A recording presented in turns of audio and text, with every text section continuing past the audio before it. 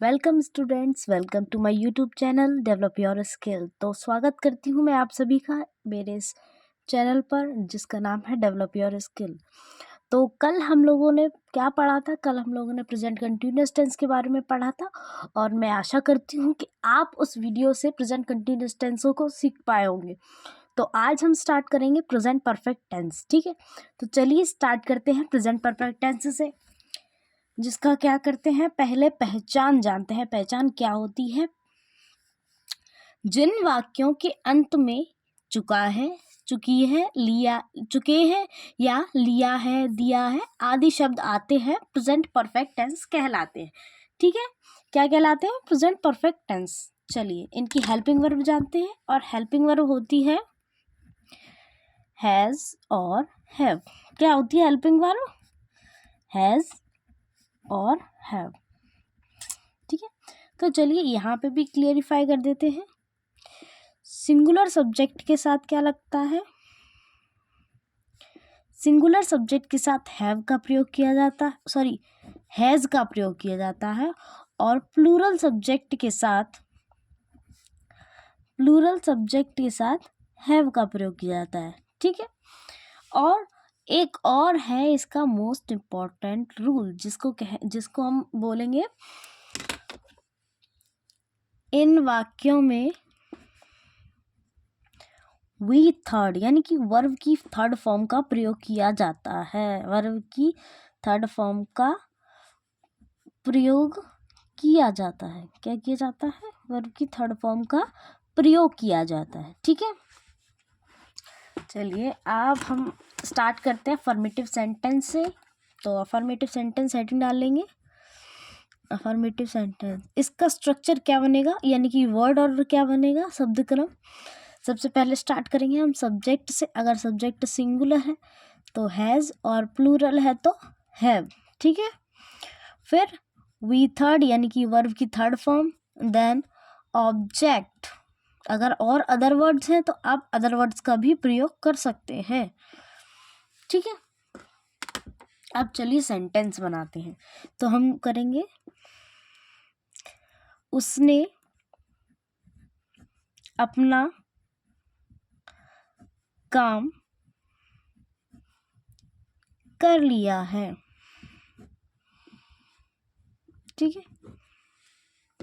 देखिए उसने की यहाँ लगेगी ही, और ही क्या है? हमारा सिंगुलर सब्जेक्ट है। क्या है? Singular subject. तो ही के अकॉर्डिंग हैज, देखो इसमें लिया है आया है ना, तो उससे पता चल गया ये कौन सा टेंस है? प्रेजेंट परफेक्ट टेंस है। ही हैज, और वर्ब की थर्ड फॉर्म यानी कि कर लिया, करना की क्या होती है? डू, और डू की थर्ड फॉर्म डन। डन अपना काम, हिज वर्क। अब ही के अकॉर्डिंग हिज लगाए, क्योंकि पजेसिव केस बनाएंगे तो हिज बनेगा, तो हिज वर्क। ठीक है, चलिए आगे करते हैं हम निगेटिव सेंटेंस। अभी हमारी अफर्मेटिव सेंटेंस, चलिए निगेटिव स्टार्ट करते हैं हम लोग।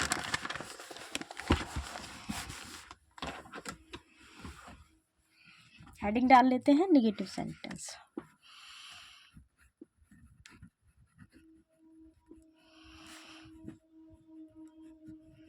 तो निगेटिव सेंटेंस का वर्ड ऑर्डर देख लेते हैं हम एक बार। इसका वर्ड ऑर्डर बनेगा सब्जेक्ट प्लस हैज,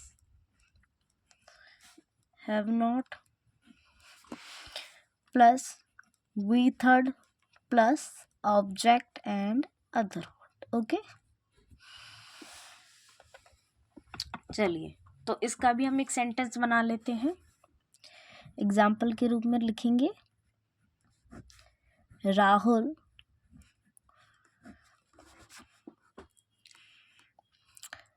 कार चला चुका है। ठीक है, अच्छा निगेटिव है, सॉरी, राहुल कार नहीं चला चुका है। तो निगेटिव है तो हमको नहीं तो लाना ही था। अब इसको कैसे बनाएंगे? राहुल, अभी बताइए राहुल सिंगुलर सब्जेक्ट है या फिर प्लूरल सब्जेक्ट है?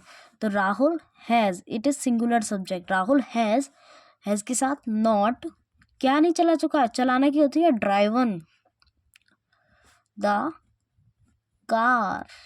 ओके, चलिए अब आते हैं हम सिंगल इंटरोगेटिव पे। सिंगल इंटरोगेटिव पे स्टार्ट करते हैं हम सिंगल इंटरोगेटिव से। तो मैंने आप लोगों को बताया था सिंगल इंटरोगेटिव की शुरुआत हमेशा किससे होती है, क्या से। चलिए इसका वर्ड ऑर्डर जान लेते हैं हम लोग। तो वर्ड ऑर्डर इंग्लिश में इसकी शुरुआत हमेशा हेल्पिंग वर्ब से होती है। किससे होती है, हेल्पिंग वर्ब से। तो चलिए हेल्पिंग वर्ब देख लेते हैं। हेल्पिंग वर्ब है हैज़ और हैव, ये हमारी क्या है, हेल्पिंग वर्ब है। फिर हमारा रहेगा सब्जेक्ट, फिर रहेगा हमारा वी थर्ड, फिर ऑब्जेक्ट, और the most important thing is question mark. Other word आप अगर सेंटेंस में अदर वर्ड दे रहा है तो आपको लगाना है, नहीं दे रहा तो कोई दिक्कत नहीं है, ऑब्जेक्ट लाके खत्म। ऑब्जेक्ट में ही अदर वर्ड आ जाते हैं, अगर आपको लग रहा है तो ठीक है। एक्स्ट्रा वर्ड एग्जाम्पल ले लेते हैं। वे आगरा जा चुके, अच्छा सॉरी क्या, क्योंकि हिंदी का शुरुआत क्या से होगा, क्या वे आगरा जा चुके हैं। चुका है, चुकी है, आ गया। चलिए अब ये तो भूल ही गए हम लोग, अब स्टार्ट करेंगे हम इंग्लिश में। तो ये देखिए पहले सब्जेक्ट हमारा क्या है, दे, यानी कि वे। तो अब ये बताइए जो दे है वो हमारा सिंगुलर सब्जेक्ट है या प्लूरल सब्जेक्ट।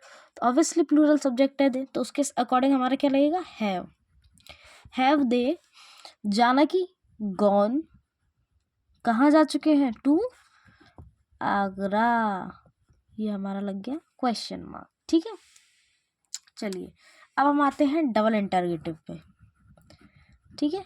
डबल इंटरोगेटिव हमारे बनेंगे, इसका वर्ड ऑर्डर देख लेते हैं हम। देखिए जो डबल इंटरोगेटिव है उनकी शुरुआत हमेशा क्वेश्चन वर्ड से होगी, और बाकी का फिर फॉर्मेशन सिंगल इंटरोगेटिव जैसा ही रहेगा। तो सब्जेक्ट, वी थर्ड और ऑब्जेक्ट, क्वेश्चन मार्क। चलिए अब एग्जाम्पल ले लेते हैं।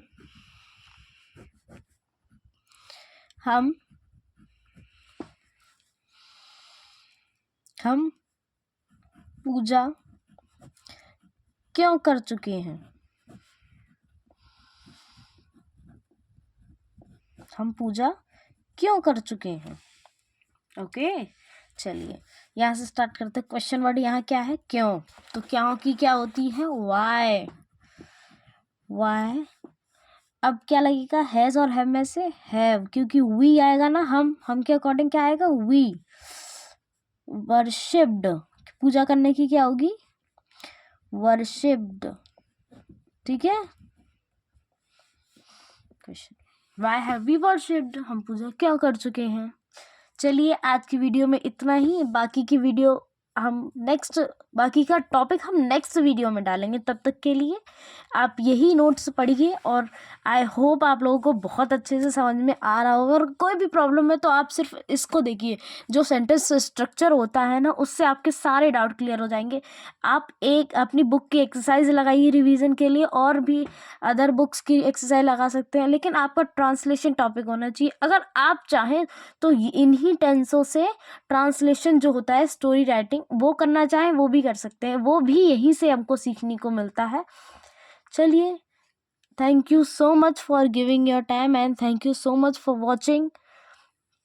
अगर आपको वीडियो पसंद आई हो तो प्लीज़ सब्सक्राइब कर लीजिए मेरे चैनल को, और बेल आइकन को दबा लीजिए, जिससे आपको नोटिफिकेशन डेली की डेली मिलते रहे।